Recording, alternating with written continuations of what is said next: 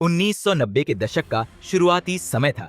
देश की राजनीति में मंडल कमंडल का दौर था, लेकिन यूपी के कानपुर देहात में ये बंजर पड़ी जमीन को कब्जाने का दौर था। मुलायम सिंह यादव और कांशीराम उत्तर प्रदेश की राजनीति में पैर जमा चुके थे और उनकी छाया में पिछड़े समाज के कई इलाकाई नेता तेजी से उभरे और विधायक और सांसद बने। इस दौरान इन नेताओं पर खाली पड़ी बंजर जमीन कब्जाने का आरोप भी लगा। इलाके में अच्छी खासी संख्या में होने के बावजूद ब्राह्मणों की जमीन खिसक रही थी। यही वजह रही कि बंजर जमीन के साथ साथ राजनीतिक जमीन कब्जाने और इलाके में पिछड़ों की हनक कम करने के लिए विकास का सहारा लेना पड़ा। कानपुर देहात के चौबेपुर इलाके का बिकरू गांव के एक लड़के ने अपने साथियों के साथ मिलकर पड़ोस के गांव दिब्बा निवादा के कुछ लोगों के साथ मारपीट की। लड़का ब्राह्मण समुदाय से था तो दूसरे पक्ष के लोग पिछड़े वर्ग से।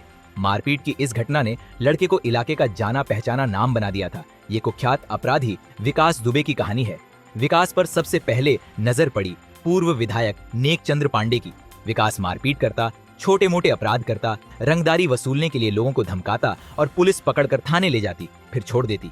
धीरे धीरे इसने 4 से 5 लोगों की अपनी गैंग बनाई। नाम रखा बुलेट गैंग, क्योंकि इसके सारे साथी बुलेट से ही चलते थे। 1990 में ही बिकरू गांव के झुन्ना बाबा का कत्ल हो गया। कहते हैं कि ये कत्ल विकास दुबे ने ही कराया था, झुन्ना बाबा की 18 बीघे की जमीन पर कब्जे के लिए। मामले में रिपोर्ट भी दर्ज हुई, लेकिन बाद में वापस ले ली गई। यहीं से विकास चौबेपुर विधानसभा से चुनाव लड़ने वाले हरिकिशन श्रीवास्तव का हाथ थाम लेता है।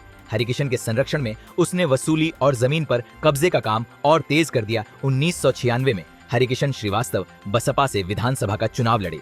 सामने थे बीजेपी के संतोष शुक्ला। रिजल्ट आया तो हरिकिशन श्रीवास्तव 1200 वोटों से चुनाव जीत गए थे।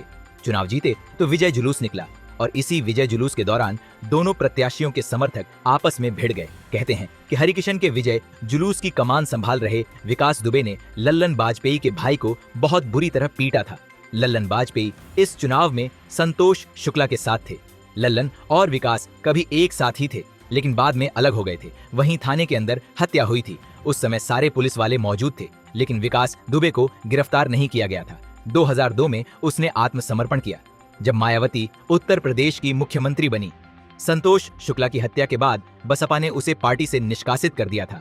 हालांकि विकास इस निष्कासन को दिखावटी कदम बताता था। 2002 में जब वो आत्मसमर्पण करने गया तो उसके साथ बसपा के कई नेता मौजूद थे। विकास दुबे उस वक्त ये खुलेआम कहा करता था कि मुख्यमंत्री मुझसे कभी नाराज नहीं हो सकती। उसका ये बयान उस वक्त बसपा में उसके रुतबे को दिखाता था। इस समय तक विकास दुबे पर 60 मुकदमे दर्ज थे। 6 बार गुंडा एक्ट, 8 बार गैंगस्टर एक्ट, 6 बार क्रिमिनल लॉ अमेंडमेंट एक्ट और 1 बार रासुका के तहत कार्रवाई की गई थी। इसके बावजूद वो खुला घूमता रहा। साल 2000 में ताराचंद इंटर कॉलेज के सहायक प्रबंधक सिद्धेश्वर पांडेय की हत्या में विकास दुबे का नाम आया था। इसके अलावा साल 2000 में राम बाबू यादव की हत्या के तार भी विकास दुबे से जुड़े थे। 2004 में केबल व्यवसायी दिनेश दुबे की हत्या में भी विकास दुबे आरोपी था। 2018 में अपने ही चचेरे भाई अनुराग पर भी जानलेवा हमला कराने का आरोप विकास दुबे पर था। इस मामले में अनुराग की पत्नी ने विकास समेत 4 लोगों को नामजद किया था, लेकिन जिस मामले ने उसकी तरफ सबसे ज्यादा सिर घुमाए वो था राज्य मंत्री संतोष शुक्ला की हत्या का मामला।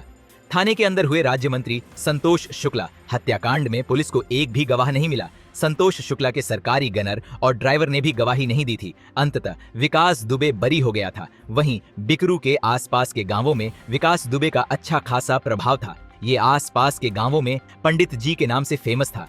लड़कियों की शादी में मदद और छोटे मोटे विवाद भी सुलझाने का काम कर खुद को रॉबिनहुड की तरह पेश करता। विकास खुद प्रधान और जिला पंचायत सदस्य रह चुका था। वहीं 2 से 3 जुलाई की रात पुलिस के बिकरू गांव में आने के बारे में विकास को पूरी खबर थी। विकास के एक साथी दयाशंकर को पुलिस ने गिरफ्तार किया था। दयाशंकर ने कहा कि मुठभेड़ के दौरान विकास दुबे खुद बंदूक लेकर पुलिस पर फायरिंग कर रहा था। ये बंदूक दयाशंकर के नाम पर थी।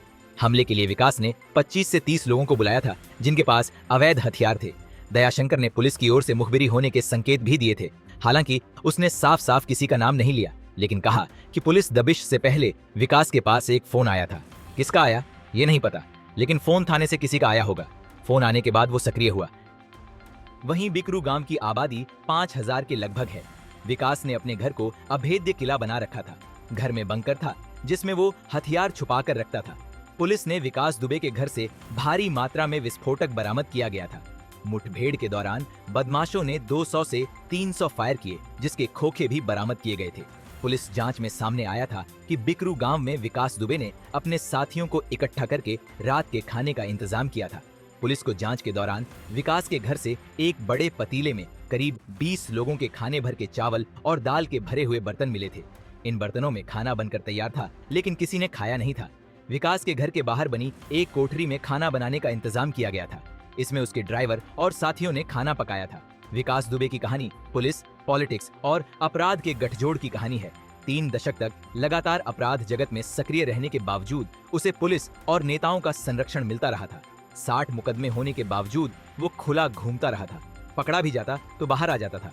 यही वजह रही कि 2 से 3 जुलाई की रात 3 थानों की फोर्स पर ताबड़तोड़ गोलियां बरसाने में उसे एक बार भी डर नहीं लगा था।